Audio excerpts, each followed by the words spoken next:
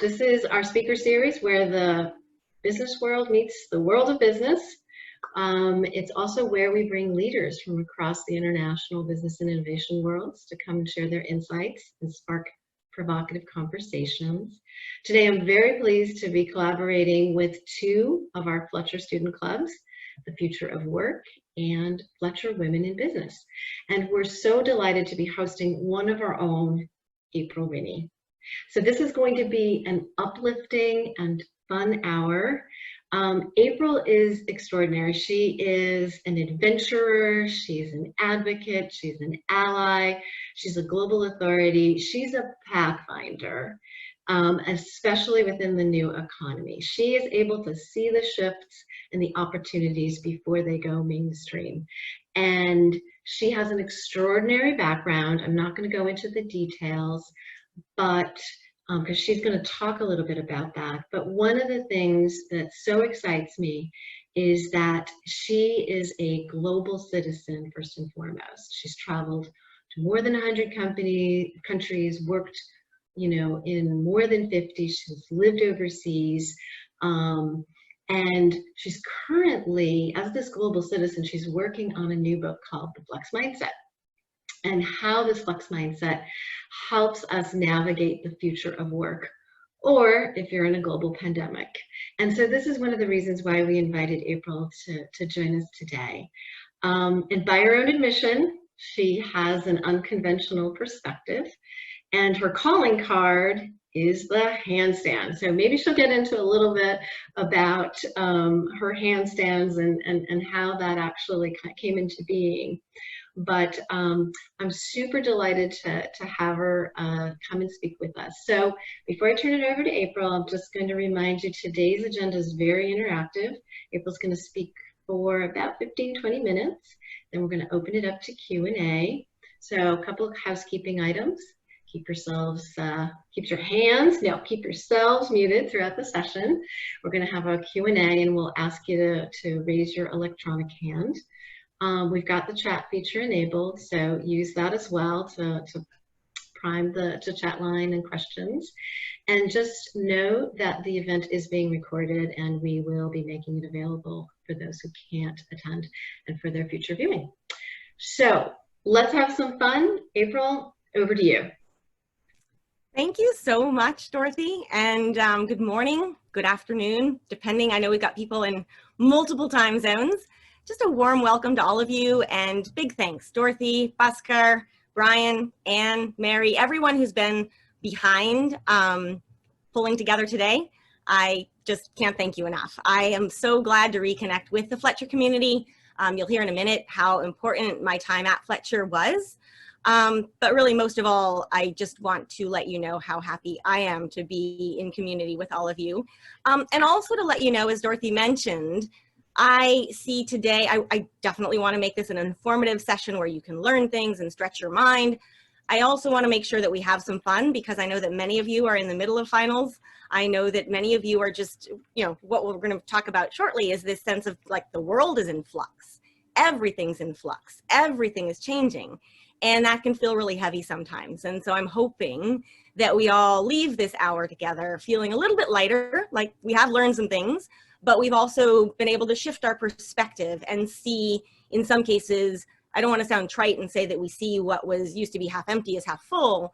I think there are a lot of challenges we're facing today, but at the same time that our mindset can get grooved in some very unhelpful ways. And I'd like to help us be able to see things, including the future, in more, again, useful, uplifting ways. So with that, I've actually been joining a few different kinds of conversations recently, as I was thinking about how I wanted to tee up today. Yes, we will talk about the future of work. Yes, we will talk about careers. Yes, I will talk about my professional journey. But there's also a big personal piece that kind of impacts how did I end up having an unconventional career? How did I end up seeing the world in the way that I do? And that goes back to some stuff that happened even before I went to Fletcher.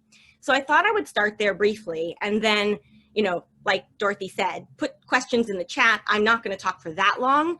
Some of these themes I think we can come back to in Q&A, but I also want to get to the part about conversation with all of you as quickly as possible.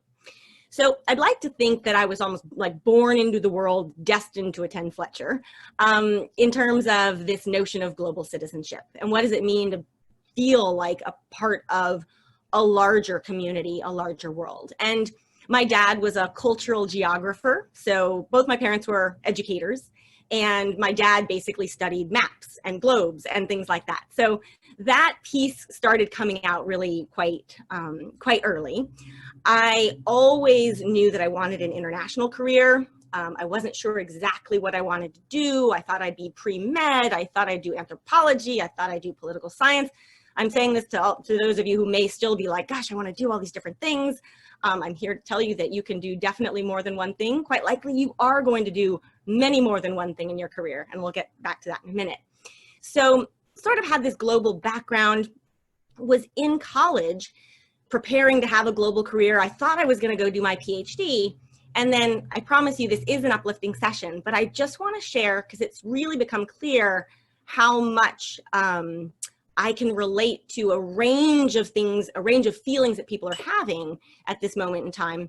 When I was in my junior year of college, both of my parents died.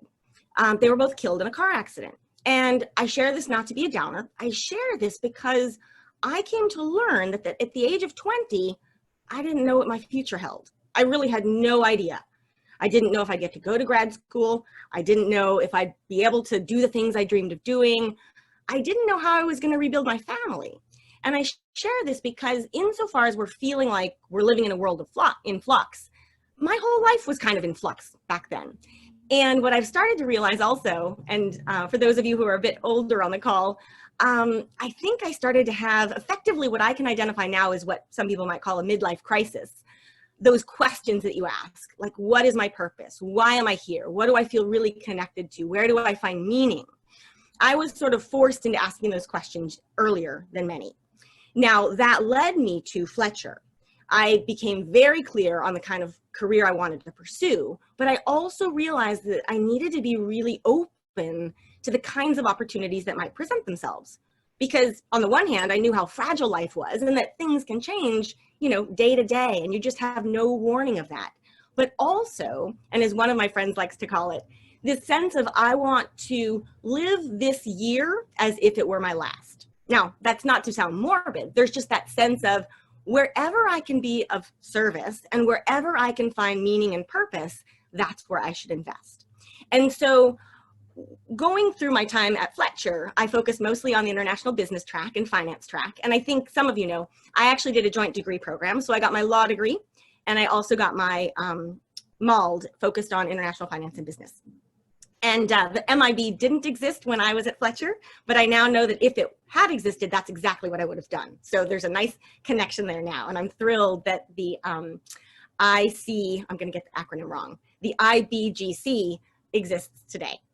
So with that, headed to Fletcher, headed to law school, started to focus on much more deliberately on microfinance, economic inclusion, building better business, etc.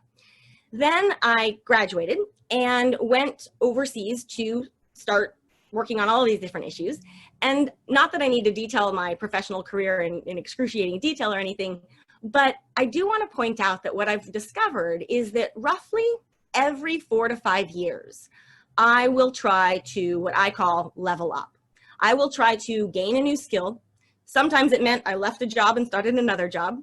Sometimes it meant I shifted within an organization. And most recently, it meant that I went independent.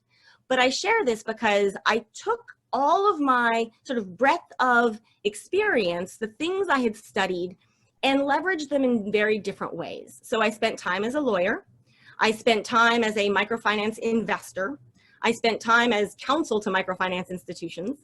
I spent time as a strategist to social and impact investment companies. Then I leveraged my microfinance skills and focused not just on small business or micro enterprise, but I also focused on getting access to finance for water and sanitation, for clean technology in the developing world, for education, for maternal health. I like to think that I worked my way through a majority of the Sustainable Development Goals.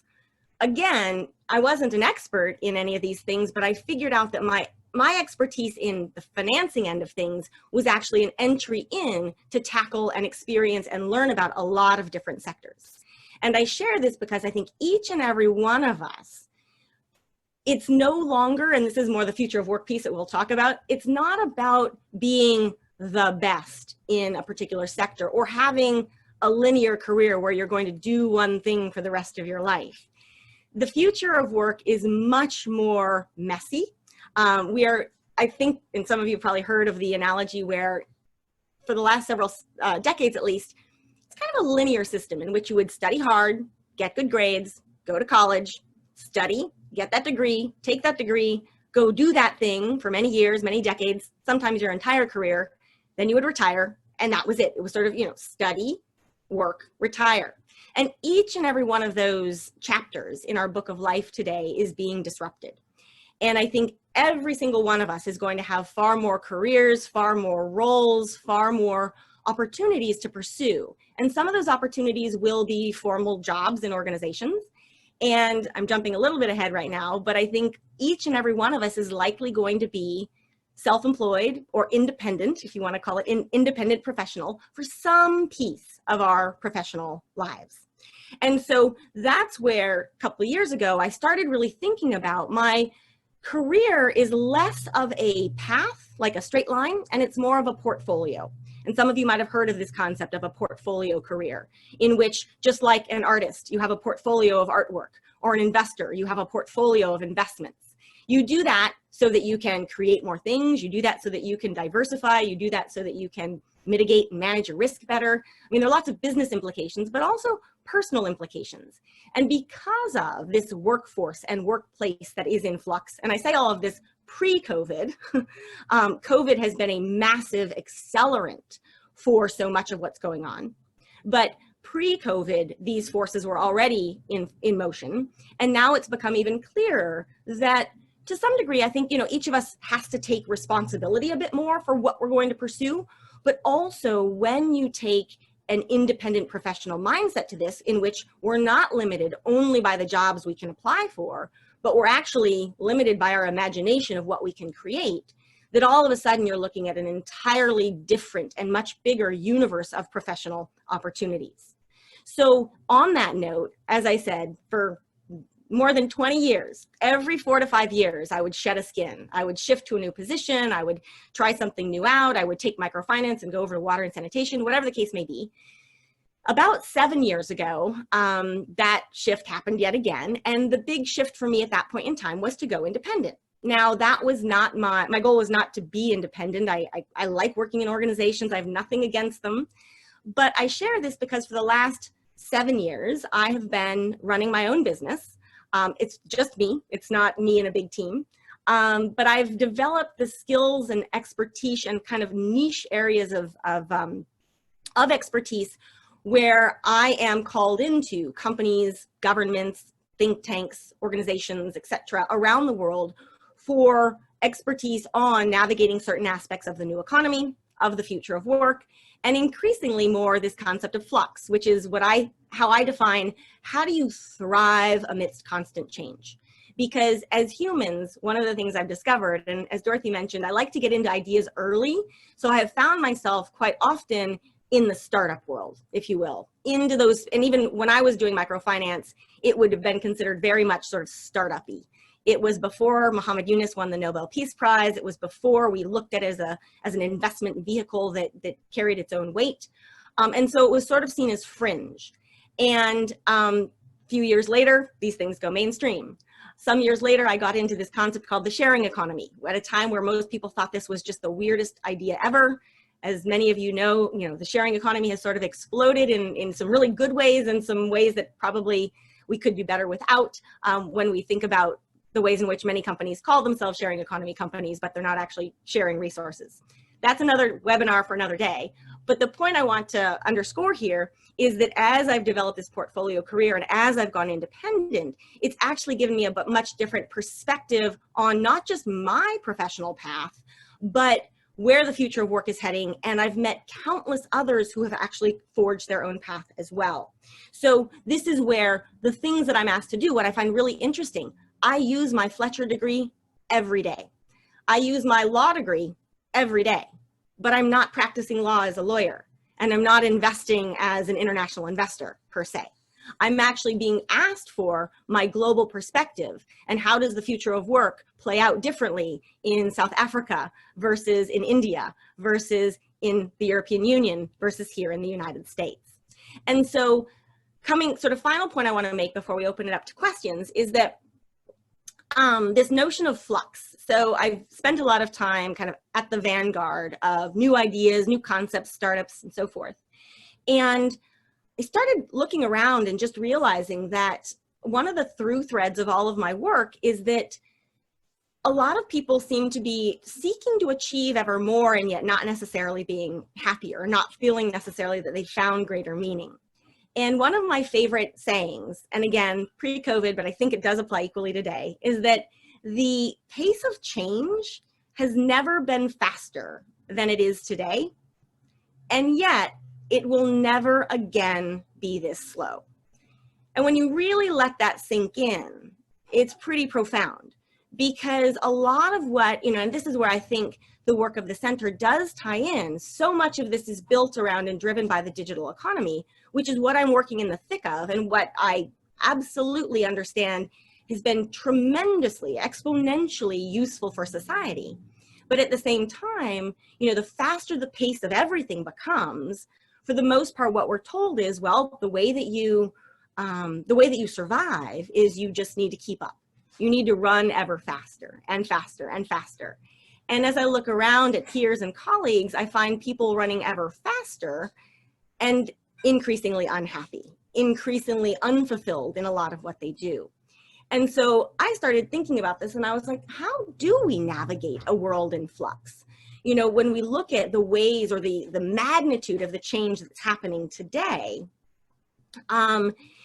traditional change management that we, developed over decades, primarily for corporations, a lot of those strategies, they fail in a world of constant change. It's not as though we can command, control, predict, etc. And I mean, this definitely relates to VUCA, for those of you who are familiar with VUCA and Bani and so forth. But VUCA was designed for business, and it was designed by and for the military. And I'm looking at this more from the perspective of personal and professional growth. I'm also looking at this, I'll be very clear, since this is co-hosted by the Women in Business group, I'm looking at this from a gender perspective to some degree as well, because if you look at VUCA, written and designed entirely by men, I am struggling to find examples of VUCA by female-led organizations and so forth. That, again, is a different topic for a different day. But this notion of a flux mindset, and what the flux mindset is actually a series of disciplines that help us navigate constant change. But when I say disciplines, it's not really the way we typically think about disciplines. So in my case, I'm interested, for example, rather than running ever faster, I think we actually need to run slower. Rather than trying to predict and control the future, I think we need to hold the future gently. It's kind of the way I like to phrase that. And it's not about predicting what's going to happen. It's about preparing for as many different scenarios as we can. And one of the key disciplines also is what I like to call thinking globally. So global being a combination of global and local. Being very aware of what the global perspective holds and what the global sort of our interdependence as humanity globally, what that portends, but then also translating those actions locally. And there's a lot more that I could say about all of this. I think I really want to open up to questions. The one thing that I definitely would love to chat more about, to the extent that people are interested, is this notion that, the future of work, it's not, and I know this is going to be sort of sobering, but I look at it as a huge opportunity. The future of work is not jobs. The future of work includes jobs, for sure. But the future of work includes crafting and curating a portfolio career that includes sometime building that thing that you yourself are uniquely suited to contribute to the world, and building a business model around that and the rest. And I'm happy to talk about any of that. But that's one of the things that I feel there's incredible anxiety, and rightly so, around unemployment. where am I going to get a job? How's it going to go? And I get that is a piece of the puzzle. Absolutely. But if that's the mindset that we come into this, if it's a job or bust, it's going to be, I think, much more difficult. And also, you know, I'm often asked, well, I want to find greater meaning in what I do. There's no better way to find meaning than to help craft the roles that you actually end up taking on, whether that's within an organization or whether that's building your own thing. So in that regard, you know, this is all about entrepreneurial mindsets and so forth, but it also goes around, even, you know, if you're still studying at Fletcher, how might you think about how a portfolio career could evolve?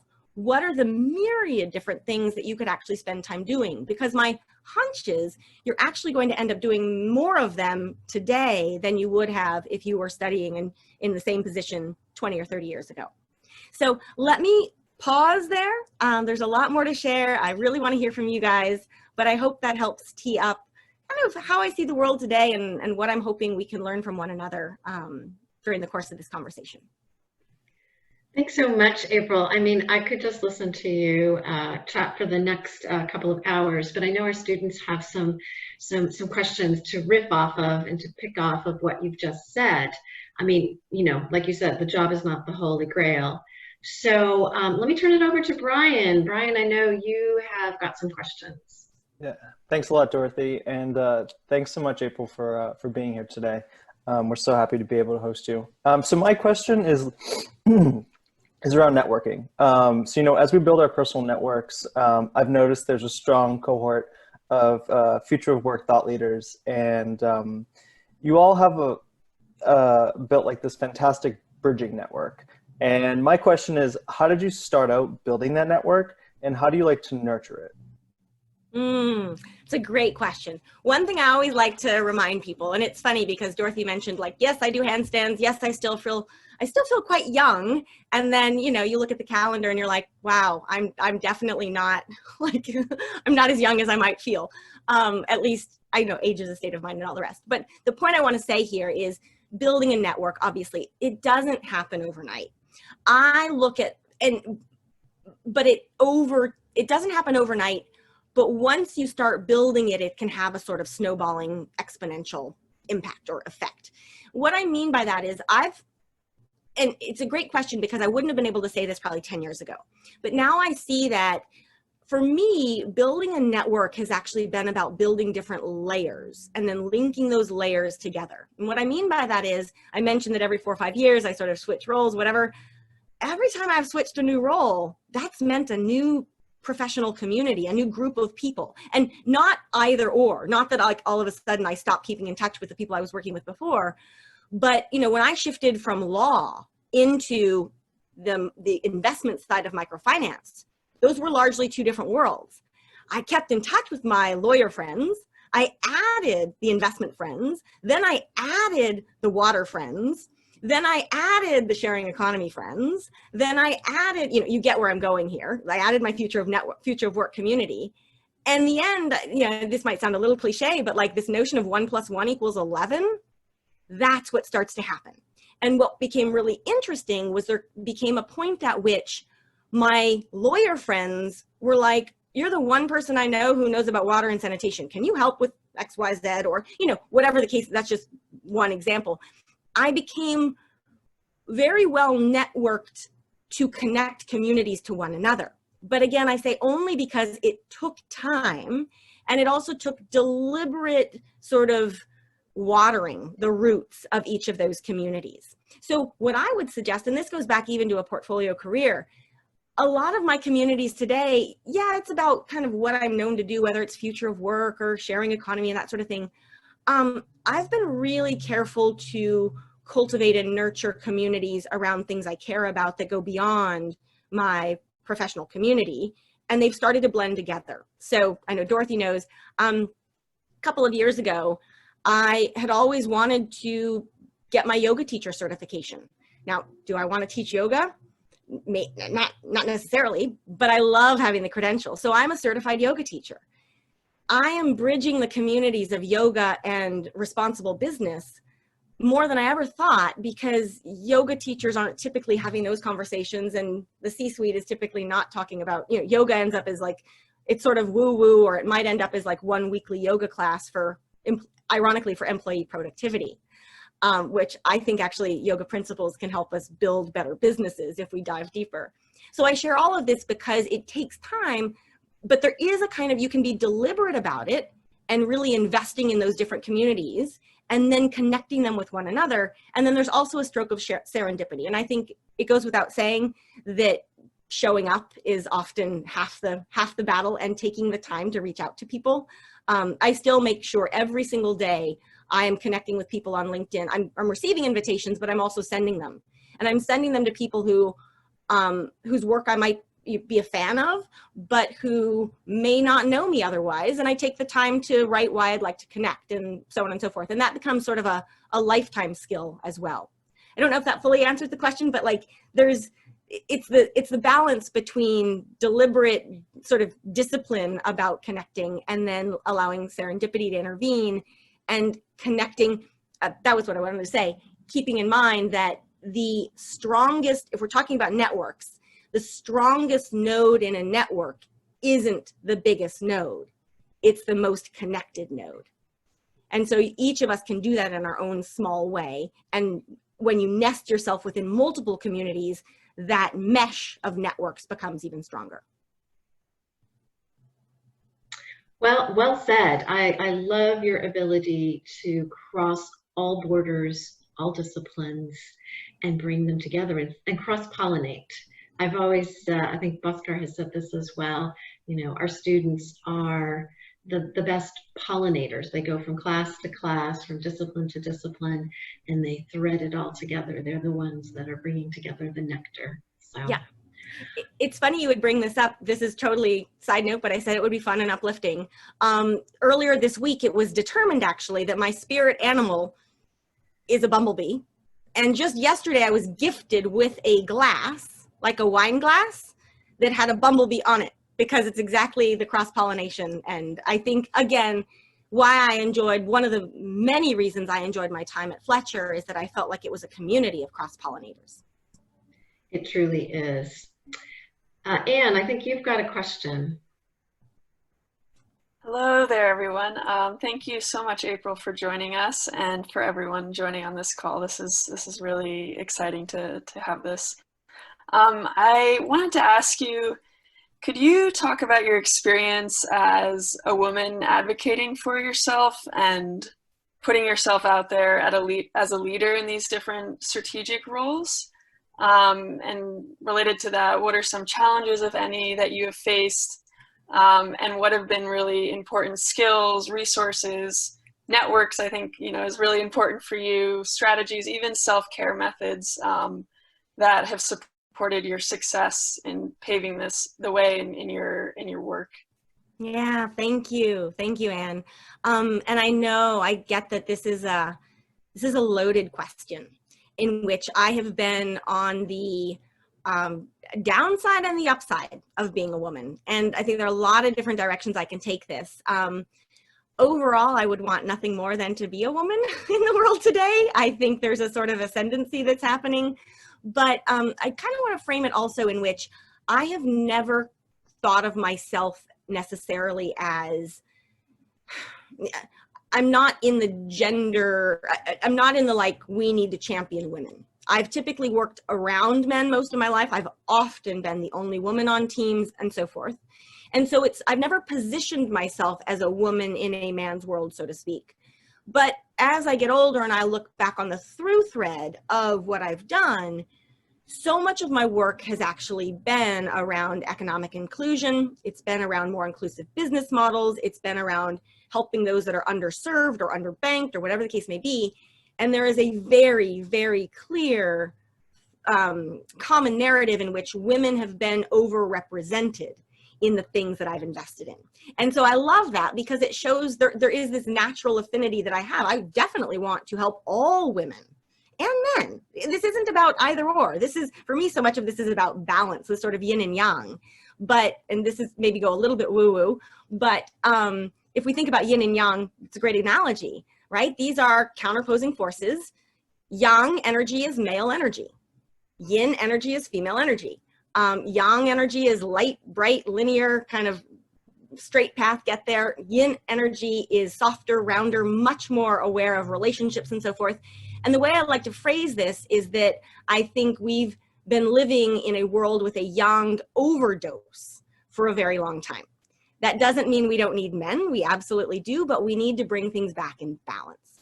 So coming back to your core question, what I find really interesting, for the most part, I have found that I have needed to show up and make it clear that I am there and I am equally qualified and credentialed to be at the table, et cetera, but that being a woman actually works to my advantage without my necessarily doing that much or less than you might think.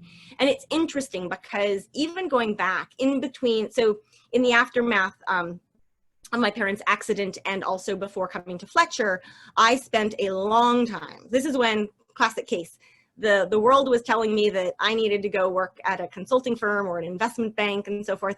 And I had just lost my parents and I did not know really which way was up. But I ended up researching and guiding hiking and biking trips around the world, which turned out to be a wonderful job and also allowed me to see the world, much more of the world than I might have otherwise. And I traveled a lot and so forth. And people would always be like, you're a young female blonde, foreigner, you're traveling on your own to, very far-flung places of the planet, because one of the very bittersweet upsides of losing my parents, not an upside, but one of the bittersweet effects was that I had no parental accountability. If I could find a way to get to, whether it was Cambodia or Bolivia or whatever, I would do that. And I share this because people thought, God, you're crazy. Why are you traveling as a woman? Aren't you going to get hurt or who knows what? Actually, being a woman was the best thing. Being a single woman was the best possible thing because people in other countries looked at me as clearly lost, clearly someone who is not dangerous and whatnot. And I got invited into countless homes, countless family friends, countless things that wouldn't have happened had I not been female and not been alone. Now I realize that this is a different setting than in the professional world, but I share this because I actually think it colored a lot of my thinking around how I look at how both genders, how all genders can get along today. So it is one of those, the way that it shows up mostly today is, so I am independent. I spend a lot of my time advising companies and governments. I also do increasingly a lot of public speaking, which I will be totally candid, I love. I so enjoy connecting with audiences and bringing new ideas and new people together and so forth. And I have lost track of how many times I am the only female keynoter at a conference. And, what does that make me think? Oh, like, where are the other women? Now, does it make me say, I don't want to go? Absolutely not. It makes me want to show up and actually, I don't want to think of myself as too competitive in this regard, but I actually want to be the best speaker there, period. And so in fairness, if I were a man doing what I do right now, I would have a lot more competition. I would have a lot more noise. I would have a lot of people saying, that's classic, as a white female, classic white male, that, it would shut off certain opportunities. So being a woman, again, ultimately it comes back to finding your niche of expertise and the niche combination of skills that you can offer to the world. And the fact that you're a woman these days, as we continue to realize this sort of yang overdose, can actually be just a really handy, helpful asset. Again, I don't know if that totally answers the question, but I hope it sheds some light on how I see things and how, it's just countless times in my life where things that previously people had made me feel like they were sort of liabilities or deficiencies turn out to be the greatest assets and superpowers that you can imagine. Okay, questions. So we have some questions here in the chat that I want to address before getting to some of the blue hands that have been raised. There's a question here from Kelly about, you talked about happiness and fulfillment. especially given, the pace of change and people wanting to, keep up with the pace. And you're saying slow down. She's asking, how do you actually increase your fulfillment and happiness? Is it the slowing down part, or can you expand on that a bit more? It's a great question. And I think there's a whole other, it's interesting where just the concept of happiness, which I totally agree. I agree with, I think my yoga training in particular has taught me that absolutely everything in life is fleeting. We want to be happy, and then we become happy for whatever reason, and then it's gone. And then we want to get it again. And it's sort of this flow for me, less about happiness, more about, I think it is that sense of contentment, fulfillment, satisfaction, which I think you're also getting at. Gosh, there's a lot I could say about this. I think one of the cores that I continue to come back to, and it factors into a Flux mindset, it also has, I think, a life of its own, is this notion of who are we living life for? Who are we, whether it's who's asking us to do a particular thing, whose assumptions are we living by, whose expectations are we trying to meet? And time again, I find, and it's not necessarily like, oh, it's your parents or so forth, it's society as a whole. And society has, and that's not, I don't mean to be bashing society, that's not my intention at all, but I mean, what we're trying to get at, and I think particularly in today's consumer-oriented society, where we are told countless times every day, you'll never have enough, you'll never earn enough, you'll never quote unquote be enough. Like that's a pretty, and hence, in order to be enough, have enough, etc., you need to buy. And you need to buy. And it sort of puts us on this hamster wheel in which we'll never get off unless we actually come face to face with what expectations, whose expectations do we want to meet and why? Whose assumptions are we operating by? And I share this because in all of that, there is I guess you could call it a path towards happier, or happiness, happier times, happier ways of being. It also forces us, and I do think that many of us during times of quarantine and COVID, and I'm sure some of you have seen these quotes flying around, which is like, gosh, in these times where we're slowing down or changing radically how we live and work, and as we think about this new normal, or I heard another person call it the now normal, which I think is a great phrase, what parts of normal do we really want to return to? And one of those is this notion that we have been spending a lot of our time trying to figure out how to, for example, optimize every aspect of our life. Get a new app so that you can save 10 minutes of time and outsource X, Y, and Z to somebody else. Now that's also related to the future of work in terms of the gig economy. That's what a lot of what we're talking about will have overlap there. And people are finding in quarantine like, wow, I kind of enjoy doing the laundry. I kind of enjoy gardening and cooking. And these things don't cost anything. Or if they cost something, it's, you have to buy the ingredients to cook. But for the most part, these things are free and they're making them happier. And so it comes back to, everything from, do we think about our lives as more is better or enough? Really this concept of enough. And I've spent a lot of time riffing on what does enough mean? And obviously in a global development context, enough means something much different than it might mean if we're looking only at Cambridge and Medford. But nonetheless, I think so much of it comes back to the conversations that we have in our own minds about the kind of life that we're supposed to be living versus the kind of life we are living.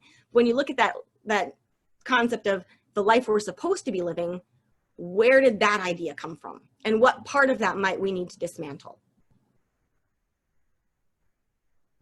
There's a lot to unpack there. So and I realize it poses lots of challenges for economists. This is where it's quite funny. This is anecdotal, but I hope you'll appreciate it. That like my friends who went to law school with me, none of them can believe I'm a lawyer because they're like, you just don't think like a lawyer, but I have that training. My friends in finance and economics are like, some of what I'm saying definitely overlaps with more of an impact investment, triple bottom line, conscious capitalism, stakeholder capitalism. There's definitely overlap.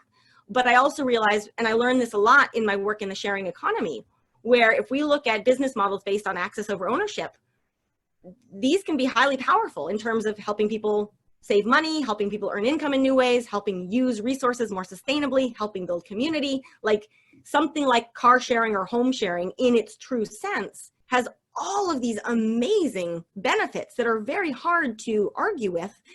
And yet, if we all on this call decided to share our cars, and that meant that we would probably need somewhere between 15 and 20% of the number of cars that we need right now, GDP for cars would plummet. And so I share this because I am also starting to really pick apart some of the ways we've constructed an industrial economy for the first industrial revolution and, you know, parts of the second. But here we are now in the fourth, and GDP is one of the most outdated metrics out there. And so traditionally trained economists have a lot of problems with some of what I'm saying, even though I speak that language, so I know where it's coming from. But I look at this and I say, on its surface, it no longer is really fit for purpose. So I'm going to turn it over to Rose. Rose, I know you've had your hand up, and I know you've attended a number of our sessions in the past. Yes, thank you so much for the opportunity, and thank you, April, for your perspectives and experiences. I am really curious about what you mentioned on the notion of balance and alignment. Yeah, I wonder, how do you leverage your energy, your purpose, and your sense of groundedness and the local perspectives and values, purpose, all together? How do you leverage all of these different dimensions or layers per se, like into the possibilities of creation and into the possibilities of constant adapting into the rise of change? Wow, that's a great question. And Rose, I'm glad you're here. Thank you for joining. I think there are a few different directions I can take this. I mean, I think, so on the professional level, I do sometimes struggle, I guess you could say, with this notion that I have decided to go independent. I'm not working at a large organization with lots of colleagues and lots of resources at my disposal and so forth. That would be the case in a large corporation. And as a result, like, what impact can I possibly have? But at the same time, what I've realized is that my ability to cross-pollinate, my ability to be independent and flexible and go literally wherever it is that I need to go, because I don't have a boss, I don't have direct reports, I don't have anybody telling me that I can or can't do something or needing to sign off on a travel budget or whatever the case may be, actually gives me enormous leverage as one individual to instigate change. At the same time, it definitely requires humility to recognize I will never do all of the things I hope to do. I will never have all of the impact and all of the positive effect that I'd like to have. I think that's natural. My goal is to always have that energy and that curiosity about what's the next way I can actually make an impact, and do that until, you know, my last breath. But there's an interesting, again, sort of flipping the lens and assuming that bigger is better, and bigger can be better for certainly in many capacities, depending upon the topic. But also, when you are smaller and more nimble, and again, this is where we can come back to the conversation about networks versus siloed organizations, or there are many different ways this manifests, that actually, if I can figure out my path through this particular set of topics or this particular set of people, I have much greater power to, again, instigate change through the connections I forge with other people, compared to simply relying on, well, I work in a large organization and so my organization will back me. So that's one way that I'd like to look at this. I think in terms of just managing energy and that sort of thing, I cannot underscore enough the importance of not just, say, physical exercise, but also, and this is one thing we talked about a little bit in advance of this call, I'm just a really big advocate of mental health and being able to have candid conversations about mental health in the workplace, at home, you know, wherever it may be. I think a lot of people feel, whether it's anxiety, whether it's fear, whether it's depression, you know, there's a lot going on in our brains that historically we've been discouraged to share with others. And I really very strongly believe that the more we can share those feelings, the more it actually helps get alignment between heads and hearts and souls and all the rest. And I'm not saying that our offices become therapists' offices. That's not my point. My point is that, and I think we're seeing with work from home, we're seeing those boundaries blur a little bit because we're actually being invited into one another's homes virtually. And a little bit more of the whole person can show up. But I do think, back to the broader question about how do you maintain balance, how do you maintain energy, how do you maintain well-being, that I think the mental health piece is just hugely important here, and something that I'm really excited to be a more active contributor to. And then for me, at least, it's always been the physical health piece and exercise. And, you know, I don't do handstands every day for nothing. So that's a discipline that I developed over many years. Judy, I know you've had your hand up and had some interesting questions around especially building diverse communities and the synergy and creativity. Would love to have you chime in. Oh, let's unmute you.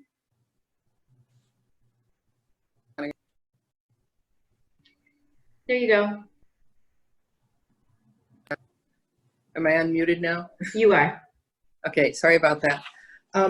I was particularly interested in the dimension of how the synergism and creativity of diverse communities can build to higher order outcomes, because I've found that personally very enriching in other communities that I'm part of.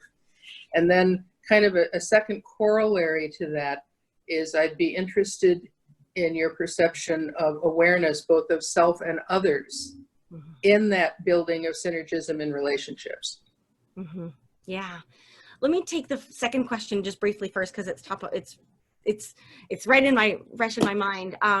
Could not agree enough. And it's interesting. I mean, even as I look at this, the book that I'm writing on Flux mindset and thriving amidst constant change and all of that, I've wondered, like, at what point would I have even been able to write this book? And you know, the book is still in the process, but I do not know. It is written for a business audience. It is written for a professional audience. It is written, hopefully, too, for a lot of young professionals who are trying to navigate a lot of change in the coming decades. And yet, I'm using a lot of insights and a lot of training from yoga philosophy. Now, the funny thing is, I don't necessarily use the word yoga. It's a bit of a hack. It's a bit of a Trojan horse approach, right? Because the moment you start doing that, the conversation shifts, and all of a sudden it's, you know, again, too spiritual or philosophical or whatever. But I heard a great quote the other day, which is, you know, science is simply the systematic study of spirituality, which I love, you know, and in that case, it was more the medical sciences, but this sense of trying to answer those unknown questions. But back to self-awareness, there is so much that in an ideal world, in the best of circumstances, that would be at the core, a deep sense of self-awareness. And, you know, along with that, a sense of some kind of purpose, which certainly can change over time and all the rest. But, you know, knowing yourself makes it so much easier to understand others and to know what the 2 or 10 or a million of you could do together. And again, I don't think there's no one recipe to do that. There are lots of different disciplines, traditions, etc. But you know, this is one of the things that I get a little bit worried about when I see how much time collectively we're spending on our screens. Some percentage of that time really ought to be spent, you know, not just off screens, but in conversation with ourselves.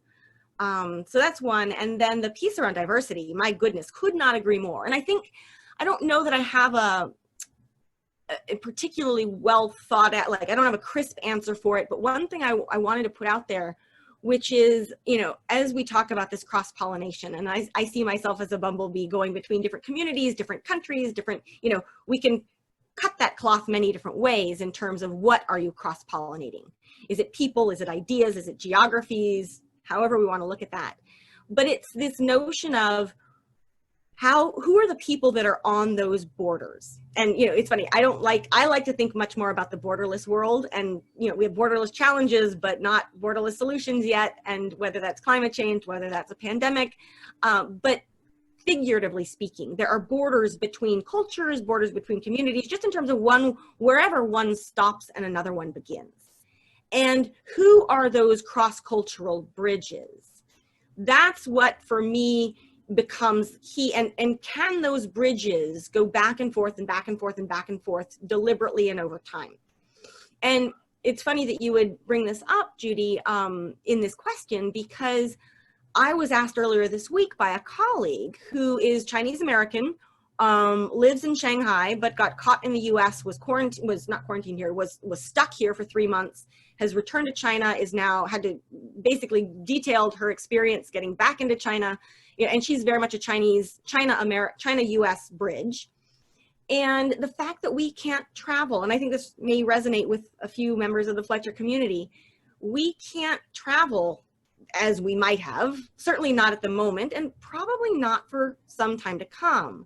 I typically for the last 5 years, I've worked in somewhere between 15 and 20 different countries every year. The fact that I can't travel at all right now, it is definitely a different reality for me, one that I can learn to adapt and lean into. But what I want to bring up is, in this world in which we cannot physically travel, the importance of cross-cultural bridges who can do that virtually becomes 1,000, if not more times more important. Because those vectors of people, of ideas that we used to have, they've kind of dissolved a little bit, not permanently, but temporarily, and, not in a non-trivial way. And so that's where I think, to your question, there is a greater opportunity and a greater need for these cross-cultural pollinators in a virtual setting, but to be deliberate about it than ever before. And I guess, Dorothy and Bhaskar, I would say this is also a shout out for, the Fletcher community is so far ahead of the curve in terms of those credentials. How do we think about those being those cross-cultural bridges and border expanders in a world with drastically reduced physical travel for the time being? So actually, let me ask our cross-pollinator in chief, Bhaskar Chakravorti, to chime in. It's lovely to see you, Bhaskar. Wonderful to see you, April, and thank you for taking a little bit of a time out of your days, which I know you're not traveling as much as you normally do, but I'm sure you're thinking about so many different issues. So this is truly inspirational. So I miss your year-end letter, which always was a joy to read. And you actually used to describe and have photographs of the 27 countries you might have visited in a given year. So I don't want to ask you a question about the travel side of things, which we all know we are in a state of pause. But if I may take this discussion in a slightly different direction, which is an area that you have a tremendous amount of expertise in, and I'd love to tap your thinking on how you're seeing that area evolve in a post-pandemic environment. And that is the sharing economy. So if you think about the sharing economy, we're looking at a physical space in many cases, or physical services that involve sharing. And the one thing that this pandemic has done, among many other things, is that it has taken the life out of a significant part of the sharing economy. So I'm curious about your thoughts on those who were part of the sharing economy.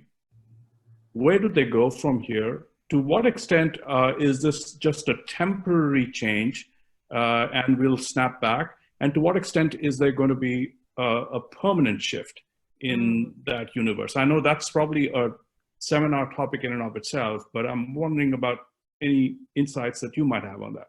Yeah, absolutely, Bhaskar. It's a great question. And certainly if we wanted to have another webinar on simply, I think, sharing economy and like on-demand talent and, you know, looking at, there are these, because you'll hear me say in a minute, the sharing economy has, part of the challenge is terminology. But this is something I've been thinking a lot about. And actually, I haven't been looking at the chat because there's just a lot. I want to focus on the conversation, but I did just post an article that I wrote last month on exactly this. The title was, you know, coronavirus, is it the end of the sharing economy or a new beginning?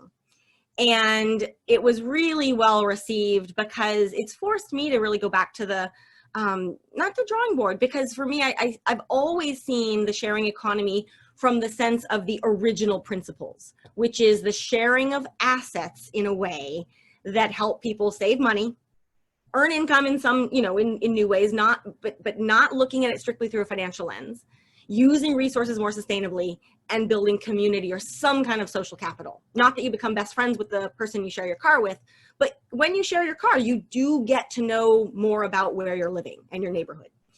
Now, if you look at back 2006, 2007, that's what the sharing economy meant.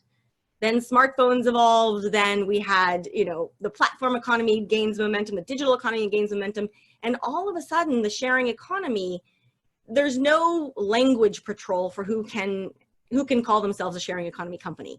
And candidly, who doesn't want to be part of the sharing economy, right? It sounds good. But what you had were a bunch of platforms that weren't necessarily, if you look at the business model, they're not necessarily sharing assets per se, but they're calling themselves sharing economy. And this is where, you know, take the classic case. So I've worked with Airbnb for years. And I know I'm sure some of you know that Airbnb today or yesterday announced they were slated to go public this year at, you know, a significant valuation. And yesterday they laid off 25% of their staff. Now, interesting to note is what part of the staff did they lay off and what parts of the, if we think about the sharing economy now as being this huge umbrella that incorporates all kinds of things going beyond the traditional ethos, we're going to see a lot of hiving off of the sharing economy. However, what I want to underscore is we're going back to first principles. We're going back to original values. And that core of the sharing economy, I think, is going to be poised better than ever to survive once we get past the, you know, lockdowns and so forth. Let me just going back to Airbnb, let me use that as an example. Airbnb began as home sharing, right? You have some excess space in your house, you rent it out, let it out for some time. You know, you're not disrupting local housing stock. This is your home. You're simply using what you have better, right? And you're connecting with people. And this goes back to the early days of Airbnb. And then over the years, what you have is corporate short-term lets. You have people who are hosting with multiple properties. You have zero connection to your host, right? That's not really the sharing economy. And I joke because, you know, I know the team well, and I've often said, I wish we could split Airbnb into 3 different companies, right? One of which is really sharing economy. And those are the hosts and the communities and the homes that we should really be advocating for. What you have now are a bunch of hosts who are the corporate short-term lets who have taken on all kinds of, you know, rents, mortgages, whatever. They've taken property off the local housing market. They have mortgages to pay, and now all of their spaces are vacant. And so they're in a really bad situation. But I would argue that from the very beginning, that wasn't really the sharing economy because it doesn't meet those initial criteria of building community, of really looking at this from the P2P human transaction. So in that light, yes, there will be companies that sharing economy is taking a hit, I think like most sectors out there. But when so much of this, we can look at this through the lens of trust, we can look at this through the lens of peer-to-peer networks, we can look at this through the lens of resiliency, and the sharing economy is still driven by all of those things. It won't necessarily, I don't want to say it's going to look different, it's going to look smaller as we move forward because we've actually pared back those things that weren't ever really part of it to begin with, even though we called it that. And the term that I use for this is share washing. So, you know, when we used to have like greenwashing, where companies wanted to have green strategies, and then it's like one company painted their delivery van green and said, you know, we've gone green, as if they had an environmental policy, which was anything but the truth. Greenwashing, you also have share washing. And, you know, I do a lot of work in China, and I'll just, interesting example, and it's not unique to China. China is one of the toughest places to work in the sharing economy because there's nothing. Amazon, so if you think about, you know, here in the US, we wouldn't probably call Amazon, I don't know anyone who would call Amazon sharing economy. Alibaba, if you go to China, Alibaba is the darling of the sharing economy. And I'm like, what part of Alibaba is sharing? Et cetera, et cetera. So not just China, but other countries, given my global portfolio. And I share this anecdotally where I have heard, you know, people, when they're looking to value and size up how big is the sharing economy, they will include education and ed tech companies because they say, oh, that's sharing economy, we're sharing information. And I'm sort of like, I think we just call that learning. I don't know that that's sharing economy. I've heard trade is part of the sharing economy, that we are trading goods and services, or sorry, sharing goods and services, which I think we just call imports and exports. In one case, I even heard geopolitics, like we need to share territories, i.e. Taiwan. And I share this with this community because I was just floored by how broadly we were using the term sharing economy. And so I think that what we're doing now is coming back to those first principles, looking at shared assets, shared resources that meet those criteria of you know, economic benefits, environmental benefits, community benefits, and that part is still really well poised to succeed. Again, it's a whole other webinar, but I hope that's helpful in terms of my perspective. Thank you. Yeah, that, you know, you just demonstrated why we need to bring you back. And as you're thinking about that, a second question that we won't have time for you to address is that the other part of the sharing economy is gig work and contract work. And, you know, one thing that this enormous crisis has revealed is how vulnerable, you know, that entire part of the future of work is all about. And the sharing economy has, you know, kind of exacerbated that vulnerability. Yeah, and oh, Bhaskar, and also I should say, I know we're at the top of the hour, and Dorothy, I know that people probably need to go, and if you need to go, maybe now I can say, feel free to follow up with me. Feel free, I'm easy to find online. My website is my name. I'm also happy to stay as long as people want to stay and ask questions. So Bhaskar, I'll come back to your question, but I guess, Dorothy, is that? So thank you so much for your generosity. For those who'd like to stay on, please stay on. We're going to continue the conversation for as long as April will have us, because there's a lot of appetite, and we haven't even gotten to a lot of the questions because the chat line is filling in. So we're trying to address everybody. So if you need to leave, this is a great opportunity to jump off. Otherwise, stay on and we'll continue. Yeah. Great. Thank you all for joining. Anyone who needs to drop off. And again, maybe there's a sequel to this or an encore, because Bhaskar, to your point, I think, and this was teed up today, it is a discussion about the future of work. I think for me, just a real empathy for where a lot of students are right now, where this notion of what does a portfolio career look like and so forth, I just feel like it's very timely.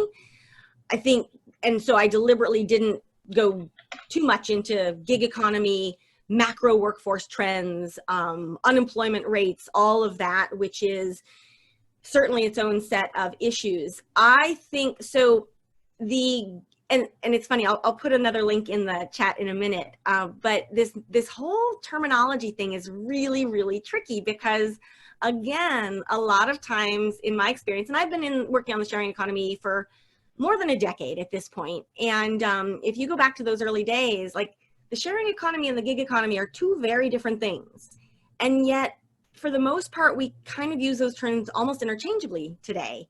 And that's not, I don't mean to be critical of any person or organization, like it's happening societally. But the sharing economy is, so back to terminology, I've come up with a list, a sort of inventory of at least 30 different terms. Sharing economy, collaborative economy, access economy, on-demand economy, gig economy, freelance economy, rental economy, trust economy, the list goes on and on and on. And obviously there are some overlaps between these terms, but we've all kind of botched. I think I've really started to realize how important, like, words matter and getting our words right. And so the gig economy is around much more geared towards the future of work. You can be in the gig economy and have nothing to do with the sharing economy per se, but it is also, I also distinguish the gig economy from strictly the freelance economy. The freelance economy includes anyone who's a freelancer.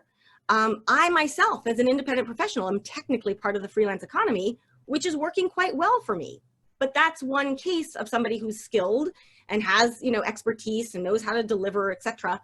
At the other end, you have, freelancers who are semi-skilled, unskilled, most of whom are hustling on gig economy platforms, which, to be clear, the gig economy, from my perspective, again, all of this is my personal opinion, it opens up opportunities to earn income that simply didn't exist before. And earning income generation is different than a full-time job. I have always been focused much more, this is where, if we talk about jobs versus livelihoods, jobs has a certain kind of definition. I'm much more interested in how do we expand opportunities for people to earn income in whatever way that helps them manage their lives, raise their families, build the kind of life they'd like to live.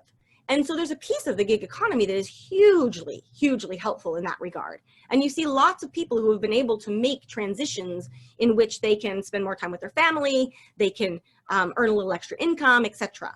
You find that the gig economy, when it comes to replacing a full-time job with benefits, so to speak, highly, highly challenging, and that's not what it's set up to do. So COVID happens, and pretty much all gig economy workers are part of the freelance and or gig economy because none of them are salaried W-2 employees. And it is showing the fragility, not just of our, not just of supply chains and whatnot, but showing the fragility of our public policy in place, particularly as it relates to the workforce. And what I mean by that is one of the big questions that I have, and I think many of my colleagues focused on the future of work have, is if it's never been clearer that attaching health insurance to a job makes less and less sense, like it's very hard to imagine we go back to a world in which the only way you can get health insurance is through your employer or having a job. And if not, procuring it on your own is very difficult. That's one of those things where the gig economy has been shown to have an enormous gap, an enormous kind of unmet need that is not only dangerous for individual workers, but it's dangerous for society as a whole. So moving forward, I do not look at the gig economy as disappearing, just like with the sharing economy. I don't see it as disappearing. I hope, and again, this would be nested as part of a larger set of labor reforms and public policy reform related to the workforce that would need to happen, but that those platforms that are doing the responsible thing, that are helping people earn income in new ways, but that have some minimal level of social safety net and worker protection, that those can continue to succeed alongside traditional jobs, et cetera, et cetera. But I think, we're getting the biggest wake-up call right now around how big a percentage of our labor force is part of this freelance and gig economies, and how we have turned a blind eye far too long around the bigger picture around the safety nets to which those workers are or are not eligible. And I'm happy to share more on resources and that sort of thing. But yeah, I think it's going to be a very hot topic in the weeks and months to come. So let's see about that follow up on the sharing economy session, because I think that would we could delve into that. You mentioned a couple of key things. You had mentioned Taiwan. You mentioned also building on the trends that are shifting and changing. There's a huge trend towards deglobalization, and so I want to call on Jane Wang, who's in San Francisco herself right now, to chat a little bit about the deglobalization trend and its impact on the future of work. So Jane, can you unmute yourself? Oh, hi. Hi, Jane. Hi, April. I have this, you can tell where my virtual background ends. Anyway. So thank you very much for your sharing. And I have so many questions. I've already posted 3, but yeah, basically, you see this deglobalization trend. I'm sure you've seen it, and at least in terms of trade. And I recently repatriated back to the States right before the shutdown. And just especially coming from Taiwan, since we were talking about like just the universal healthcare is so much better there. And so it's just an interesting time to be thinking about how to build a global career in the US. And, you know, I'm definitely heading toward the portfolio career part of it, but I'm just curious to hear your thoughts on how this might impact people who, you know, study at an international affairs school, right? You know, when you see this rise of nationalism and deglobalization, and it's connected to my other question. You mentioned cross-cultural bridges, which is very much what a lot of us do, what I've done as well. And it's different for us to think that that is important because we want to avoid, you know, global conflict and sort of like the in between, you know, kind of repeating the mistakes of history, right? But that's different from the market valuing that and like how we would actually do that work and be rewarded for that work in the market now, especially in the US. I feel like I wouldn't have a problem in Asia so much, but here there's not as much, I don't know. So I'm interested in what you think. Well, it's interesting that you would phrase it. Thank you. Great question. And I'm like, oh no, how long do we have to talk about this, right? It's not easy necessarily to tackle. There's no one easy answer, certainly. Yeah. But it's funny you would mention this because I have just recently, I very much agree with you. Like, well, it's one thing if we think we know it's important for society, but like the market doesn't value it. And yet I'm getting queries from people that are like, so we're, you know, this is individuals, this is organizations. Mm-hmm. We're stuck in which we can't forge those ties right now. We're really sitting on our hands and we don't know what to do. Can you help us figure out what to do? Mm-hmm. Right? And this isn't happening once. This isn't happening twice. Like this is a sort of, and it's timely that we're talking about this today because it's like, nope, there's not like a business model around this yet. But I've been wondering myself, like, wow, there is an additional thing that I can help with, which we can think about that from a business model perspective. We can think about that from a straight impact perspective, either way. But if people value something or need information enough, they will, certainly a business will find a way to value it, to compensate you for that. But it's very much an emergent space, which is a space I'm very comfortable playing in, but it's like we don't have those quote unquote offers yet. We don't have those products and services yet because we've never lived in a world in the modern era of globalization in which we were global in some ways and yet we were all stuck at home. So I bring this up, I guess what I'm trying to convey is think about what's not there yet. This is a very emergent space in which moving forward, the products and services that exist and are deemed valuable by the marketplace, it's going to look different a year from now, 2 years from now than it does today. And up until this time, we haven't needed what you and I, what we're discussing right now, because we were able to travel. Because, you know, and so I'm wondering, you know, and this is me just completely brainstorming and spitballing, so to speak. You could imagine having within organizations, just like you have it's not so much like a CXO, but that you have more cross-cultural, I don't want to say anthropologists, but there's actually a role for better understanding cultures and consumer cultures and how they differ and how that, you know, it's fascinating to me where, and I've mentioned this where, or not mentioned this today, but it comes up often. I work with technology companies and I have my law degree and my Fletcher degree, finance, this, that, you know, they're like, yeah, that's good. That helps us. We know you have credentials. What we really want to know is how is it different to manage a team in Nairobi versus in Buenos Aires versus in Mumbai, like versus Jakarta on the ground? What's different, you know? And I really, you know, that's what I've done. And they don't have access. And I still remember, and this might be interesting for those of you who are in the future of work. I was helping a US technology company that works globally develop products to help freelancers understand and pay their taxes, right? It's a totally noble thing to do. It's awesome. They do good work. They're trying to help, you know, fiscal policy, but also just help individuals pay taxes. And they were developing products in a bunch of different markets. And they were looking at stats around freelancers in these different markets. And I reminded them, in a market like South Africa, 80+% of the entire workforce would functionally be deemed freelance.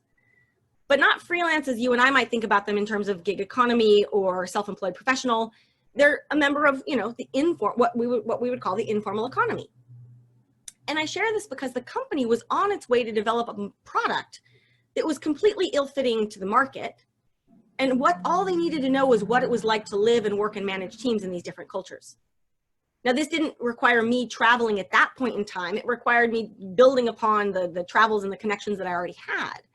But that's the kind of scenario that I think could become much more frequent, much more common. And if we're not able to travel as much, what are the middle grounds? I don't want to say proxies, but what are the products and solutions in the middle that we can begin to evolve that? And when I say products, I don't mean necessarily apps. I'm saying, you know, how do you package the expertise that you have and help others with it? But again, a lot of this doesn't exist today. It's up to us to build it. And that's what makes me really excited, because I look around and I'm like, oh my gosh, there's opportunity everywhere. Companies are trying to get this, but sometimes they don't know what they don't know, and they need to have that translation happen. And sometimes, you know, it's a lucky situation where the company knows exactly what it needs on day one. It's a much more interesting conversation when they don't exactly know, but they want for you to help them build it. And then sometimes if you build it well, they're like, hey, could you come and do this thing? Anyway, I realize I'm talking a little bit in abstractions, but I hope that's helpful. There's a lot more here to dive into. Yes, for sure. Thank you. I'll definitely connect with you. Awesome. Thank you. So in the spirit of maybe opening this up, where now we have like 2 pages when you look at the Zoom, so it's a little bit more manageable. I know Brent had some questions, but if anybody else wants to just kind of like raise your hands the old-fashioned way so we can see each other. I know, Judy, you've had a chance to say hello. But Brent, I'm going to call on you, and then maybe we can just kind of like open it up so we can see you all, and you know, maybe April, you can pick on a few people too. So Brent, I know you wanted to talk about specialization versus diversification, not that whole portfolio concept, like how do you manage that tension? But chime in here and say hello. Hi guys, I'm Brent. Thank you, April, for your lovely conversations and experiences. I just wanted to ask, as you talked a lot about networking and diversification, and it seems like the bedrock of all that is founded in, you know, your ability to do things, your skill sets, your credentials. Going forward, for someone who is diversifying and for people who is essentially just coming out of like a career and going to another career, how do you kind of like weed out like the bad network nodes? Because you're gonna meet people that is not essentially helpful at all. And then I experienced this in this COVID case because I do supply chain by trade, and there's obviously a lot of flaws in supply chain. So, you know, I usually do my due diligence to just weed them out because I have experience in that. But for people who, you know, are not necessarily familiar with the trade, you know, going to a new position, like you said, you know, you don't have that expertise to weed out what is bad and what is good. So going, you know, it's cautionary to actually do that. And I just wanted to get your perspective on how you do the diversification without causing risk to your own, you know, reputation and specializations. What a great question. I'll do my best to answer it from my own experience. I think stuff like this is invariably unique to the individual in terms of what you're doing and what your skills are and what you're, you know, I'm looking at this from the perspective of I have been lucky in that I can't think of anyone like that I've worked with or any organization that I've worked with that hasn't at the end of the day had really good intentions.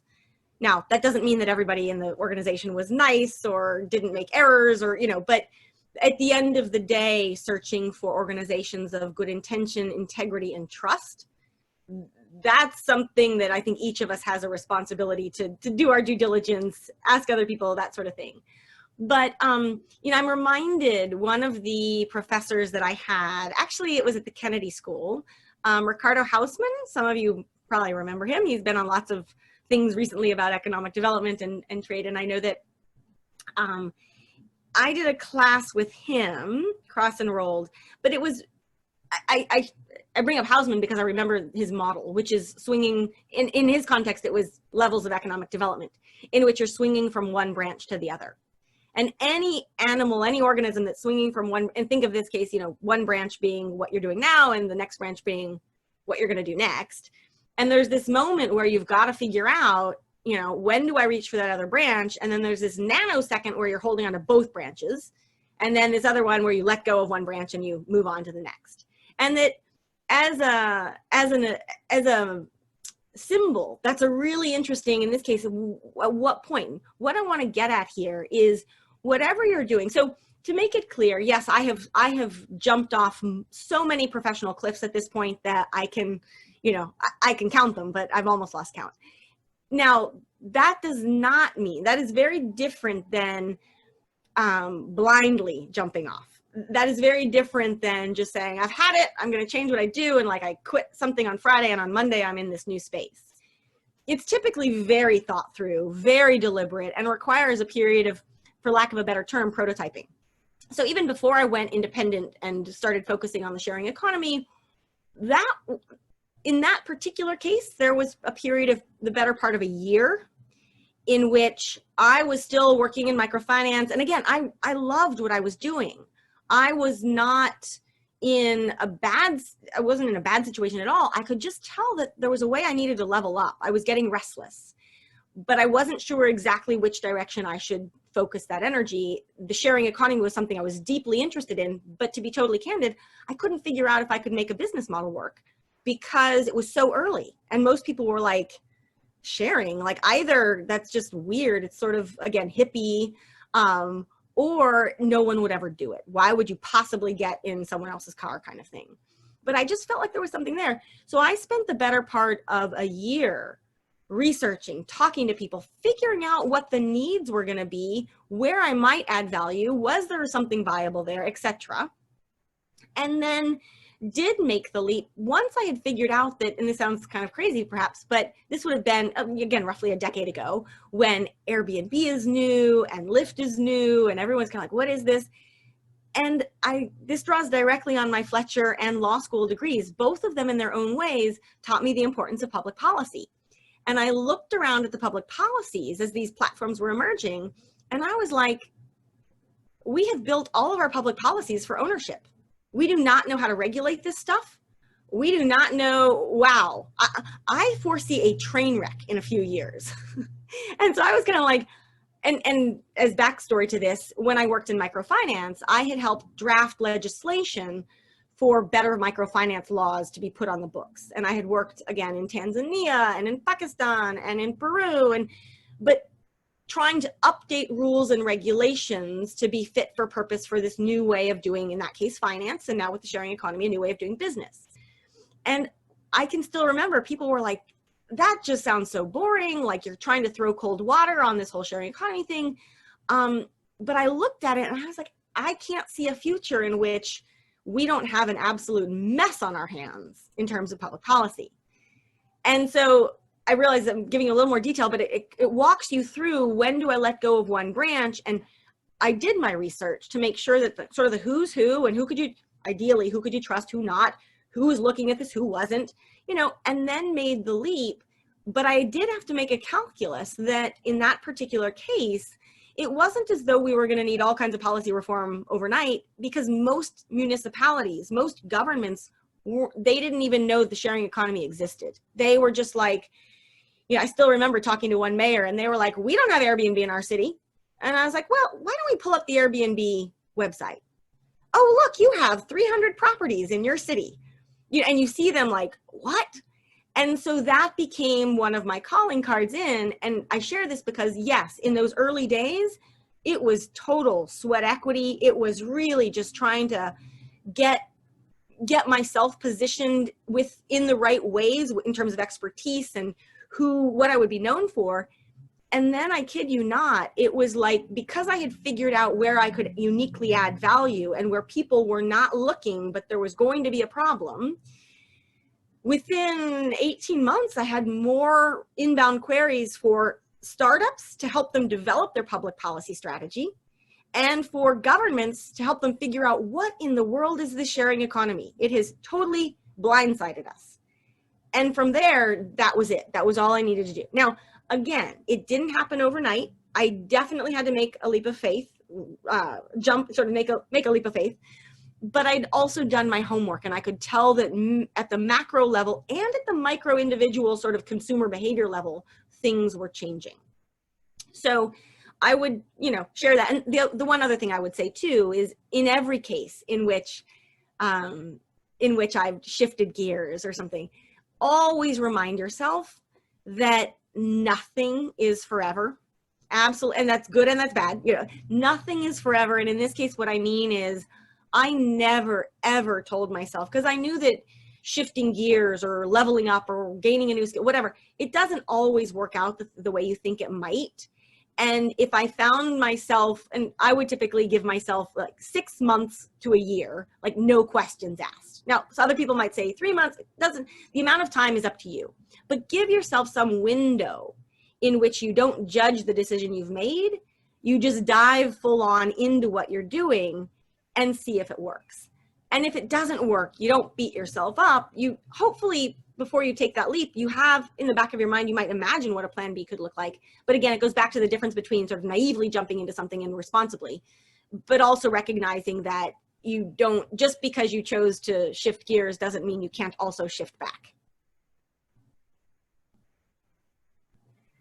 Thank you. Great. All right, we might have time. Looks like we're going to wrap up. We're going to wrap up. Do we have any last burning question for April? You've been so generous with your time. Oh, and this with is your wonderful. insights. Thank you all. This is great. I see a few familiar names on the chat, which I love, or on the gallery, and I see lots and lots of new names. So thank you all for joining. I put my contact details just in the chat, but again, I'm easy to find. And yeah, Dorothy, Brian, Anne, Mary, thank you, and Bhaskar, thank you all again for bringing this about. We are delighted that you were able to come back to Fletcher virtually, especially at this point in time. Graduation is next week, and there's a lot here to unearth, and you really are you see the way forward. You are a pathfinder, and I can't think of anybody more appropriate to come and share with both the students and the community at large about what that path forward might look like, and just bringing in all your different borders. And I love this image of you. I will forever have the image of you being the bumblebee, or the bee that just goes from flower to flower, from discipline to discipline, from country to country, because we are so Fletcher proud of you, and we look forward to having you back, and maybe doing something on the sharing economy. I know I heard some good vibes around that. And be safe, be well, and stay sane, everyone. Thank you, and best of luck. Happy to keep in touch with everybody, and congratulations to those of you who are graduating, and actually congratulations to all of you who are finishing exams, right? I mean, yeah. And I'm going to unmute everybody right now for a little bit of round of applause, or whatever you'd like to say. Thanks, April. Thank you all. Take care. Bye-bye. Bye-bye.